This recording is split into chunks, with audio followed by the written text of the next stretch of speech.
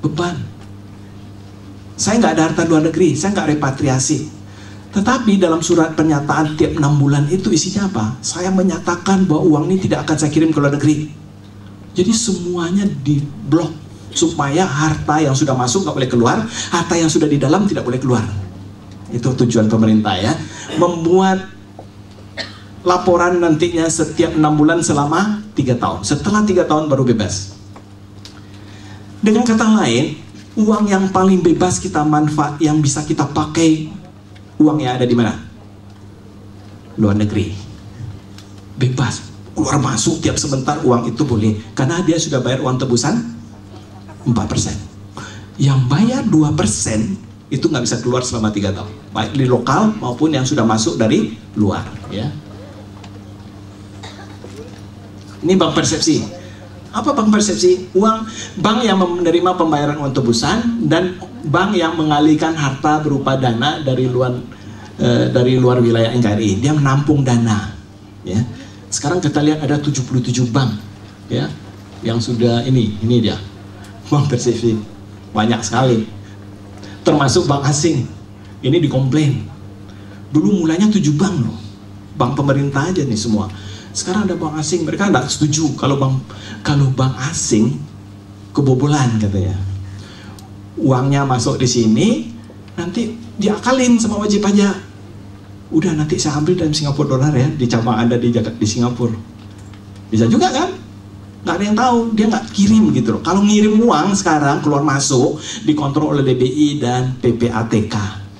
Sudah pasti ketahuan ya. Nanti kalau ada waktu saya akan bahas mengenai PPATK, bagaimana cara dia mengetahui uang kita keluar masuk dari dan keluar Indonesia. Ini sarana investasi menurut undang-undang. Ya. Bisa, yang ini dulu yang ditakutin percuma nih, ya. Tetapi ini investasi keuangan, persepsi, obligasi perusahaan swasta, investasi dan sebagainya. Ini dikembangkan nanti dari yang sekian banyak ini, dikembangkan lebih detail di dalam PMK. Nanti ditentukan PMK-nya dalam minggu depan, ini pasti keluar ya. Penyampaian SPT terakhir, wajib pajak yang memiliki NPWP sebelum tahun 2016, maka dia harus melaporkan SPT 2015 terlebih dulu. Jadi kalau dia punya NPWP 2002, 2012, 2009, 2010, nggak pernah masuk SPT sekalipun, masukin dulu SPT 2015 baru ikut tax amnesty. Kalau yang memiliki NPWP setelah tahun 2015, artinya sekarang, maka dia tidak harus melampirkan fotokopi SPT terakhir dalam surat pernyataan. Jadi langsung saja tax amnesty. Ini ada poin nomor 1. Wajib pajak memiliki harta tidak langsung melalui Special Purpose Vehicle (SPV). Ini banyak yang nanya. Di dalam PMK Peraturan Menteri Keuangan nomor 119 muncul istilah ini. Ini perusahaan apa Pak? Katanya harus diungkapkan kepemilikan harta serta utang yang berkaitan secara langsung dengan harta tersebut.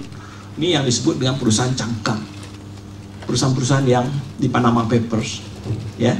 Itu di luar negeri yang di tax haven, atau ada yang membuka perusahaan investasi di luar negeri supaya mempermudahkan lalu lintas pembayaran. Itu juga termasuk Special Purpose Vehicle. Ini harus dilaporkan, dimunculkan nih, karena Presiden punya data untuk perusahaan-perusahaan SPV ini. Ya, mereka sengaja menggelapkan dengan cara British Virgin Islands, Singapura, Swiss dan sebagainya, itu bebas ya. Mereka masuk di situ. Caranya, teknisnya luar biasa kalau saya tunjukkan cara-caranya ya. Sehingga pada waktu nama pejabat ketangkap, dia mengatakan apa? Tidak ada transaksi Pak. Ada. Memang nggak ada transaksi semua di situ. Kenapa? Suatu PT didirikan, PT ini pemegang saham di PT X, PT X itu pemegang saham lagi di PT Y, PT Y pemegang saham lagi di PT Z, sampai 6 layer.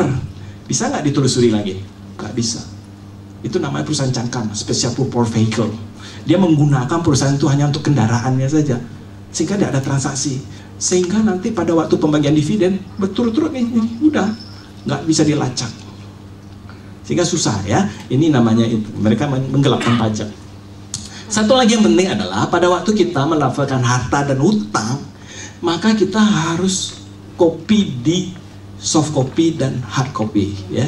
Khusus harta dan hutang. Nanti harus serahkan lagi dalam bentuk flash disk, ya, untuk ke pajak. Pengalihan hak ini juga banyak sekali. Ada dua yang diatur di dalam undang-undang ini yang nama pemiliknya harus dialihkan, disorot sama pajak, yaitu kepemilikan harta, tanah dan bangunan. Yang kedua saham. Yang lain tidak, ya, mobil dan sebagainya itu tidak perlu dialihkan haknya. Yang perlu dialihkan haknya itu adalah saham dan bangunan. Kalau kita alihkan, dikatakan apa? Dibebaskan dari pengenaan PPh. Artinya begini, kalau ada tanah selama ini pakai nama adik gitu, adik saya pakai nama dia, saya numpang gitu. Sekarang kalau saya ingin minta pengampunan, yang siapa minta pengampunan? Adik saya atau saya? Nama dia, tapi itu aset saya. Saya cuma numpang nama saja. Saham juga begitu. Saya punya saham di PT X, saya pakai nama supir. Pada saya yang punya. Saya ikat dengan akte kan? Bukan dia. Itu harus balik nama. Pajaknya bebas. Kita hanya tinggal bayar BPHTB. Pajak penghasilannya dibebaskan. Ya. Ini banyak yang terjadi di sini, dan ini bebasnya adalah sampai 31 Desember 2017 diberi kesempatan. Bagaimana kalau sampai 31 Desember 2017 kita tidak bisa balik nama? Maka berlaku perhitungan PPh normal. Artinya seperti ini. Saya sudah lama jelaskan ini, banyak pertanyaan, Pak, saya beli properti baru PPJB, nggak mungkin balik nama, ya kan? Masih nama developer. Tanya sama developer, mau nggak balik nama ke saya? Bapak bebas pajak 5%, ya kan? Mau, tapi di BPN nggak bisa balik nama sebelum dilunasi, sebelum pecah sertifikat, nggak mungkin. Oleh karena itu apa yang terjadi? Boleh nggak tanah bangunan masih PPJB, belum ada nama kita, cuma surat perikatan saja masuk di dalam teks amnesti? Tanya sama pengembang, bisa nggak balik nama 31 Desember 2017? Tidak mungkin, dia bilang. 5 tahun lagi belum tentu. Oke, banyak begitu ya. Pertanyaannya, boleh nggak kita melakukan teks amnesti? Belum nama kita. Ini pertanyaan kan? Boleh. Kalau kita berhasil balik nama, PPh-nya yang dihilangkan, bebas.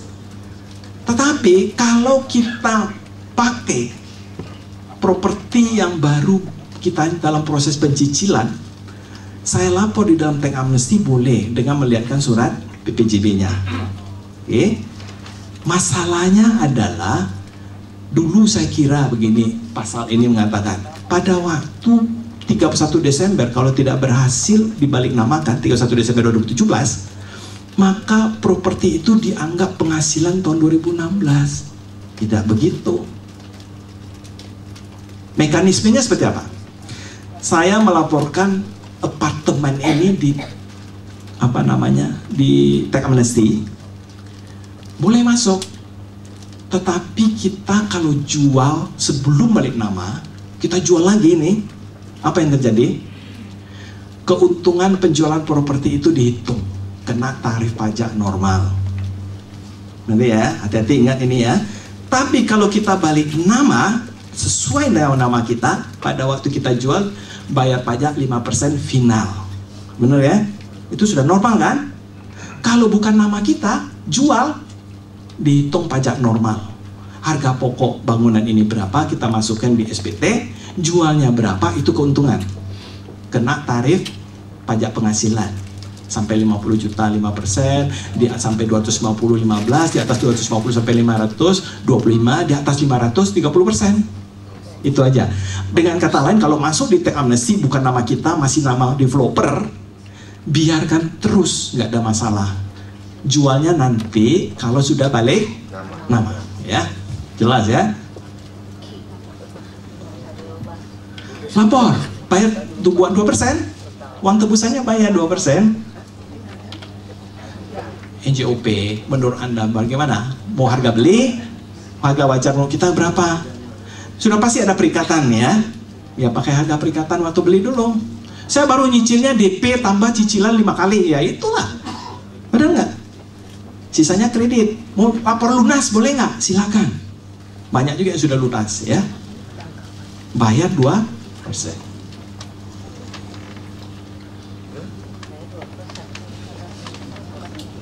Ini tadi syarat-syaratnya. Saya kira nanti ya tanya jawab kita buka ya, nanti nggak bahannya nggak selesai ya.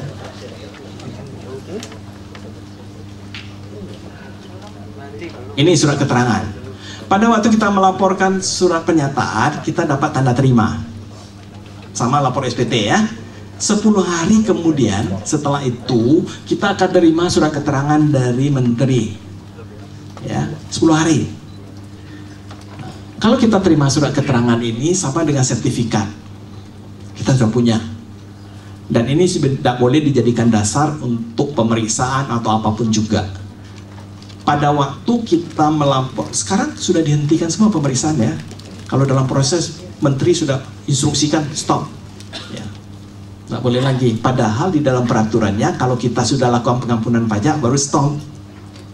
Belum lakukan pengampunan, Menteri Keuangan sudah instruksikan tidak boleh lagi dilakukan pemeriksaan. Ini nggak perlu teknis sekali ya untuk hapus ya.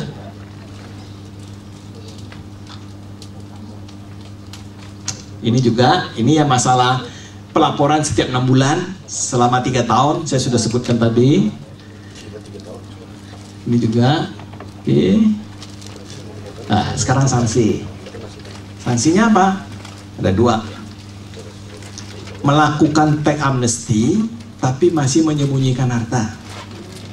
Yang satu, hanya 2 sanksi, ingat ya. Lakukan tax amnesty, tapi menyembunyikan harta ketahuan. Sanksi. Sanksinya apa? Dihitung harta yang disembunyikan itu nilai pasar wajarnya, dikenakan PPh 30%. Ditambah denda 200%. Kasih contoh, ada rumah saya sembunyikan, makanya tadi yang PPJB tadi, hati-hati loh ya. Kalau dia tanya pada pengembang, ini yuk ada beli nih, kenapa nggak lapor? Ketangkap. Dihitung nilai apartemen yang Anda beli itu 1 miliar misalnya, dia hitung pajaknya tahu nggak berapa? 30%. 300 juta.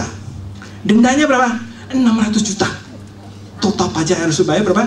900 juta. Berat. Berat ya. Lebih baik risiko kedua ambilnya. Tidak lakukan tax amnesty. Diam aja. Saya tidak mau. Ketahuan. Dikenakan PPh 30%, sanksinya cuma 24 kali 2%. 48. Enggak 200% tadi 48. Pilih yang mana? Pilihnya enggak mau dua-dua. Lapor sekali. Denda berat ya. Berat sekali, jangan mau nih. Risiko. Ya, hanya ini yang dibuat sanksi di dalam tax amnesty, yang lain nggak ada ya. Ini dianggap sebagai penghasilan yang diperoleh dalam tahun 2016. Terus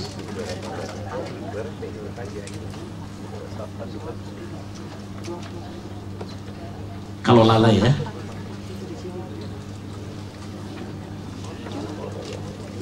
nih, ini dia sanksi 200%. Ini kalau tidak memanfaatkan, tapi sanksinya hanya 24 bulan maksimal kali 2%.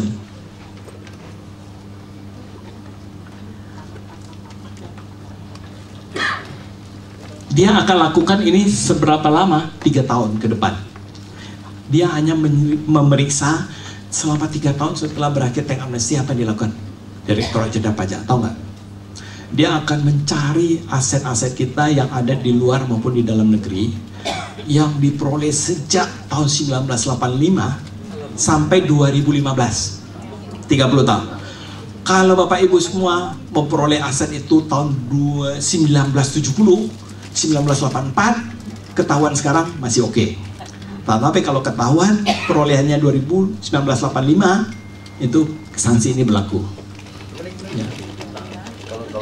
Ini yang diperoleh sejak 1 Januari 1985 sampai 31 Desember 2015. Oleh karena itu sekarang kita sudah mulai inventorisasi.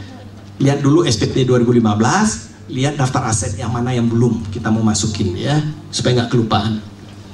Nah sekarang perusahaan, secara cepat aja. PT, CV, bisa kita lakukan tax amnesty? Bisa. Lebih gampang dari orang pribadi. Caranya gimana? Tambahkan saja saldo laba atau modalnya dinaikkan, tambah aset. Cuma syaratnya aset itu tidak boleh disusutkan, tidak boleh diamortisasi. Misalnya PT ya, aset, utang, modal saham ya, tambah saldo laba atau return earning.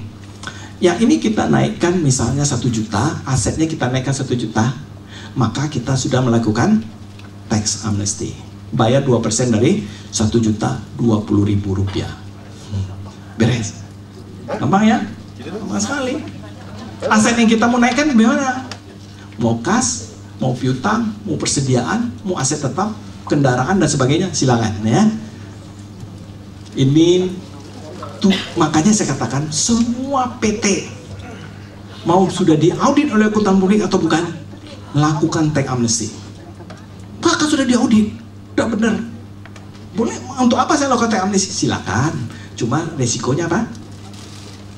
Anda siap diperiksa SPT 2011 sampai 2015. Kalau PT melakukan tax amnesty, tujuannya supaya pajak kita 5 tahun ke belakang dan luarsa, aman, nggak diperiksa.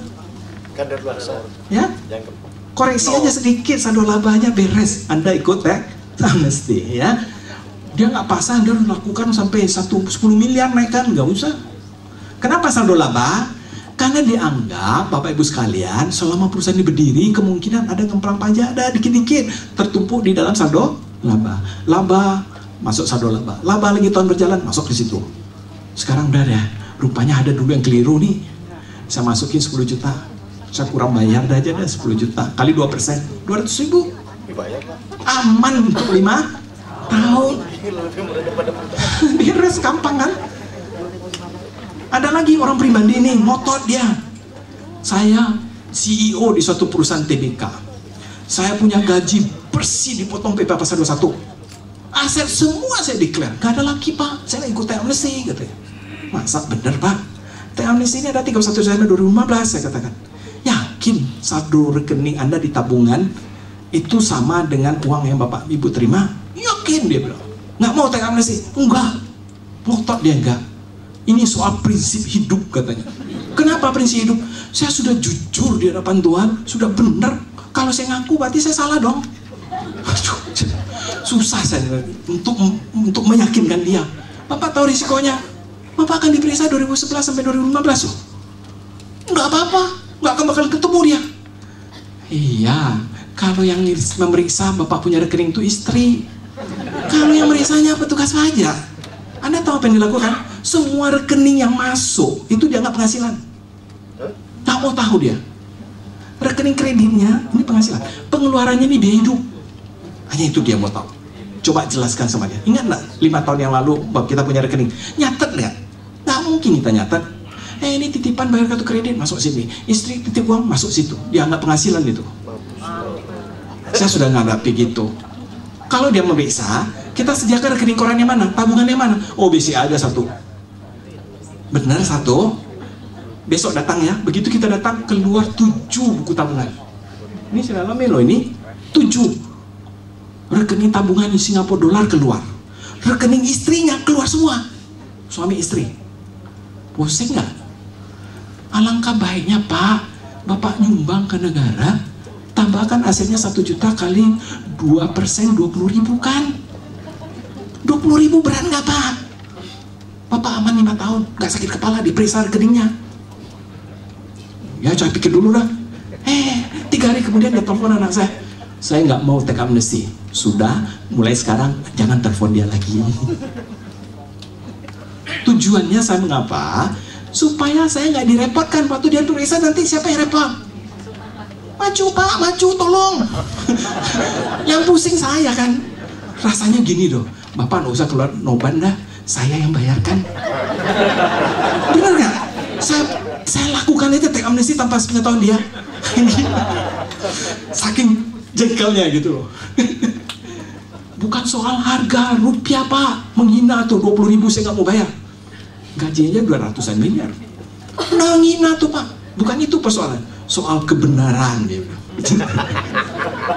Soal kebenaran mau diskusi dengan pajak, waduh bodoh banget ya. Dia belum tahu apa yang kamus pajak ya. Nanti saya akan kasih tahu. Waduh, kalau ini saya di Padang pernah diskusi ya soal ini baru 2 jam nih. Kalau di Padang jam 9 mulai jam setengah 6 sore selesai. Kenapa? Saya akan cerita pasca teks amnesti apa yang terjadi.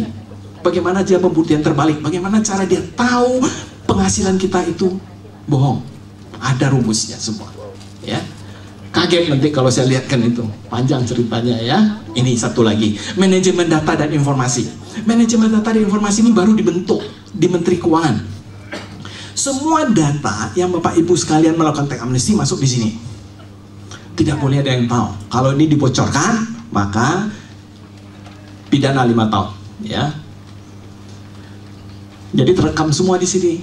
Jadi dia tahu Bapak Ibu sekalian ikut teks amnesti atau tidak dari situ ya, dari database itu. Ini formulir, lihat ya. Formulir surat pernyataan itu saya coba presentasikan di sini hanya untuk mengenai identitas saja. Ada 14 poin yang mesti diisi. Identitas saja. Kalau dulu SPT nama, alamat, NPWP selesai. Kalau ini 14, lihat. NPWP, nama, nomor induk keluarga atau KTP, SIUP atau akte pendirian perusahaan, nomor paspor. Tidak perlu minta fotokopi paspor, nomornya. Ini nanti terekam di sana. Dia ingin mengetahui dari kantor imigrasi berapa kali Bapak Ibu keluar ke luar negeri. Tahu di situ ya. Makanya di sini direkam nih. Yang tidak diminta di sini nomor kartu kredit. Kalau minta berapa? Itu ditunda setelah teks amnesti. Itu ceritanya panjang lagi tuh. Alamat tempat tinggal di luar negeri, jenis usaha, nomor telepon, nomor HP, email, UMKM atau tidak, pakai pembukuan nggak, menggunakan konsultan atau tidak, nama konsultan pajaknya siapa, semua ditanya di situ, detail sekali. Ini juga nilai harta ya di sini ya. Ini cara perhitungannya, nanti formulirnya bisa dilihat di PMK nomor 118. Ini yang penting ya. Pada waktu Bapak Ibu sekalian mengisi formulir harta, dikasih kode 011, 012, 013, 014, 019. Ini sesuai dengan apa yang Bapak Ibu mengisikan. Piutang ini juga. Investasi ini ada nih. Saham yang dibeli untuk dijual kembali, ini saham di bursa, kodenya 031. Saham di perusahaan asosiasi, kalau kita masuk saham di PT X, maka 20%, ini dia saham di perusahaan. Obligasi perusahaan, obligasi pemerintah, surat utang lainnya, reksadana, instrumen derivatif, penyertaan modal di dalam perusahaan lain yang tidak atas saham, investasi lainnya. Pertanyaannya, kalau Bapak Ibu sekalian punya investasi dalam unit link, lapor di mana? Kalau asuransi jiwa, asuransi kebakaran, itu bukan aset. Itu biaya, premi, bukan aset. Oleh karena itu tidak boleh dilaporkan di sini.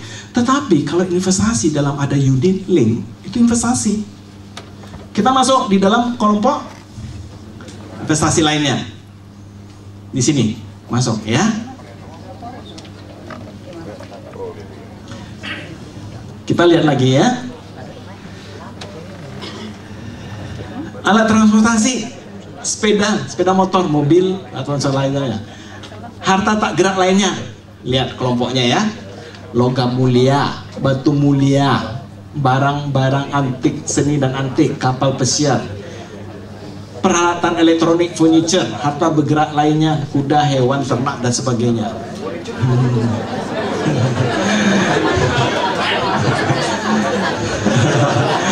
Ini ya hewan yang dimaksud. Ini kalau dia Ada orang dulu namanya pohon Antonium ya, harganya mahal sekali, sekian ratus juta. Ada bonsai, itu harga barangnya, sama barang seni dan sebagainya, itu wajar ya. Harta tidak gerak, tanah, bangunan ya. Ini harta tak berwujud. Ini ada satu nih. Ada baru data. Saya diskusi juga dengan Pak Dodi, dengan teman juga dari perusahaan asuransi lain. Saya dapat informasi seperti ini yang menarik gitu loh. Sebelumnya saya sosialisasi ini, saya memberikan suatu celah untuk aset-aset yang tidak terlalu disorot sehingga dokumentasinya nggak ada. Apa itu? Emas perhiasan, tidak perlu nomor dokumennya, nggak perlu. Yang kedua, uang tunai, juga dokumentasinya nggak perlu, kecuali ada foto uangnya. Taruhnya di mana? Safety box. Masa safety box 10 miliar? Seberapa besar safety box Anda? Kamar mandi saya sulap jadi safety box. Showernya jadi safety box. Bapak nggak tahu, uang aja isinya, ya. Jadi dia nggak boleh lihat, ya. Tapi ada satu lagi yang saya rekomendasi selama ini, yaitu asuransi unit link dan bursa saham. Saham di bursa itu final masalahnya ya. Kalau ini saya lihat begini, dulu dikatakan mulai tanggal 24 Juli 2015 tentang pencabutan SE tahun 2006, penarikan dana asuransi unit link di bawah 3 tahun sudah dikenakan PPh lagi. Dulu kalau kita dalam 3 tahun nih masuk asuransi unit link, kita cairkan PPh kena 20% atau 15% kalau masalah waktu itu, kecuali kalau asuransi itu sudah lewat dari 3 tahun.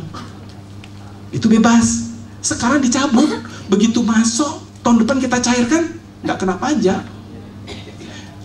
Investasinya 1 miliar, saya cairkan 2 miliar, nggak kena pajak. Asuransi sama asuransi kematian ini ya, asuransi jiwa. Siapapun yang menerima uang pertanggungan tidak dikenakan pajak lagi. Paling enak menurut saya itu berlindung di sini.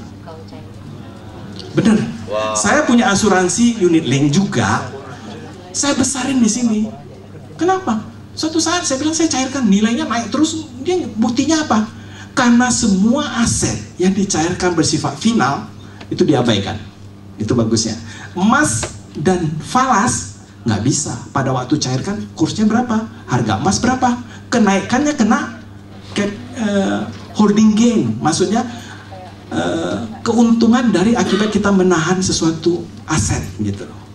Dulu kursnya 9.000, waktu jual 10.000 ada keuntungan selisih kurs 1.000. Ini dihitung loh ya, emas juga gampang dihitung.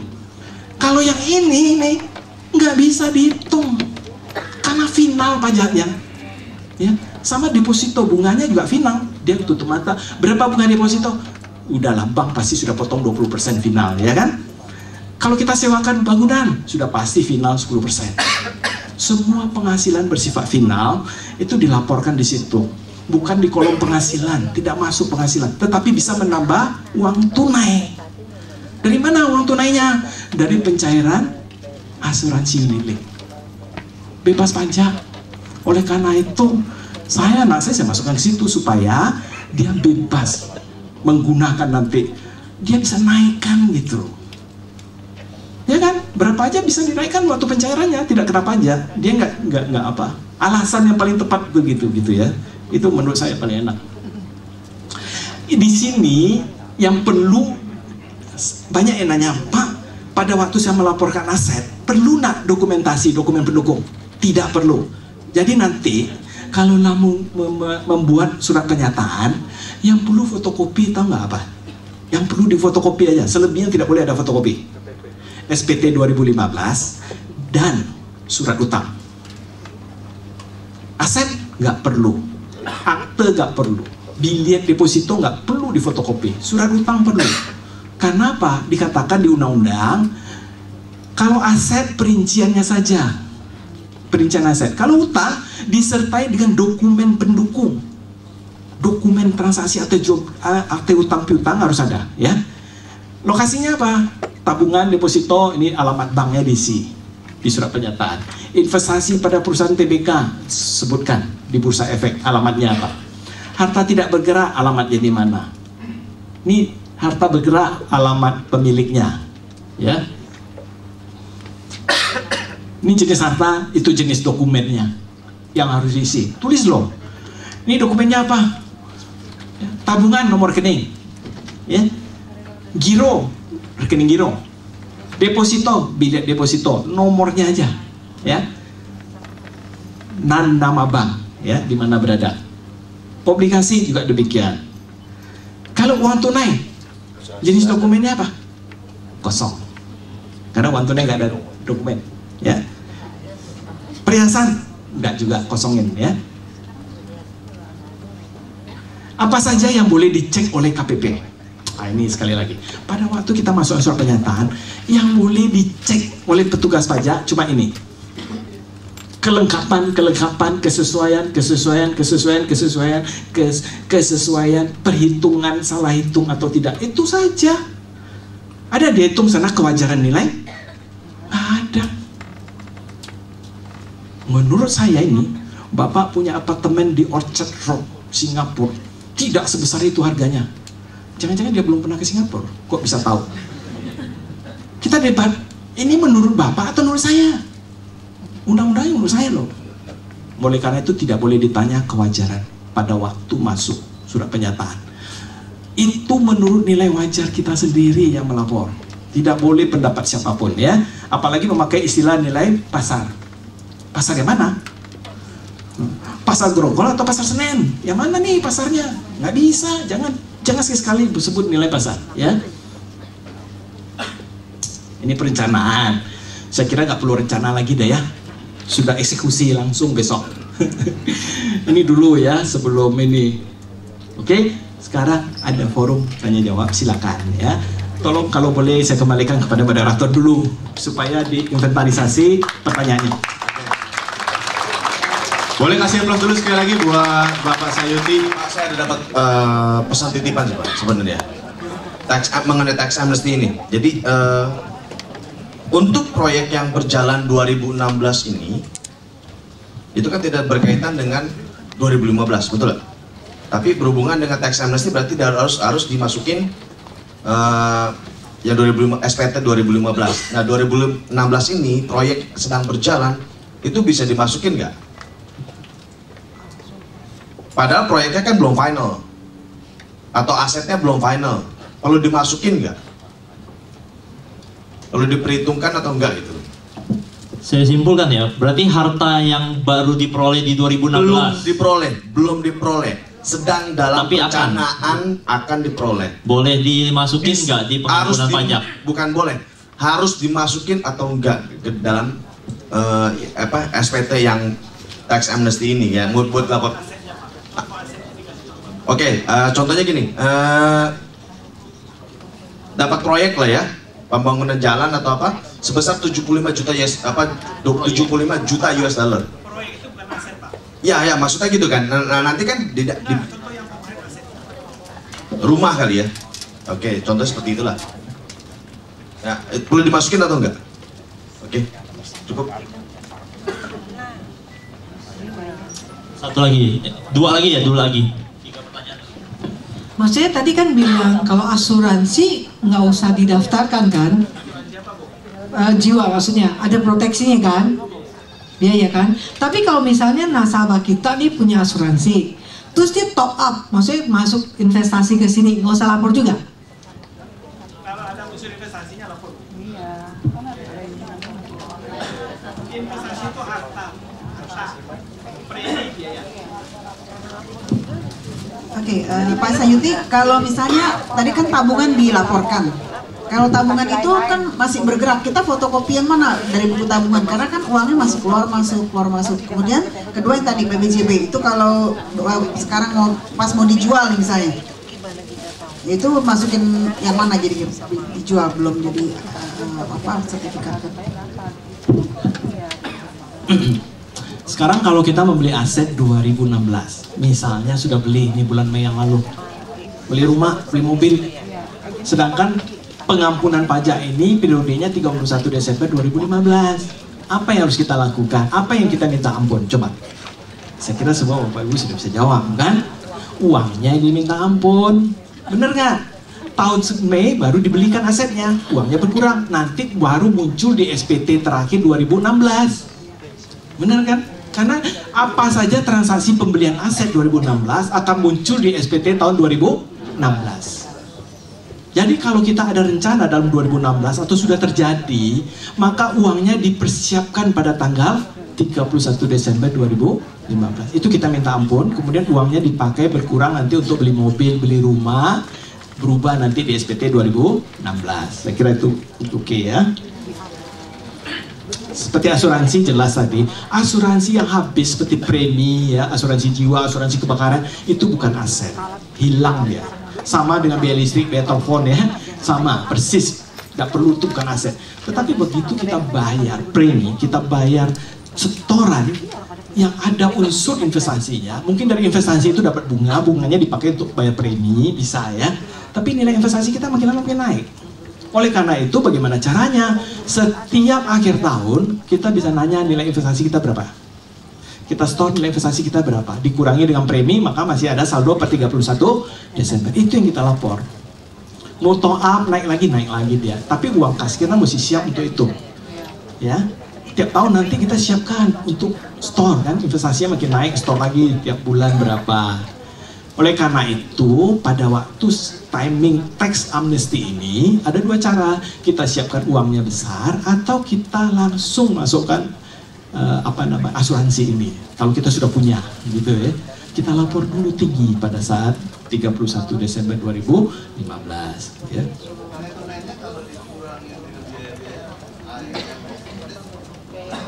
Biaya apa Pak dikurangi sih? Loh, kita kan nggak tahu. Sekarang kan kita nggak tahu premi kita berapa.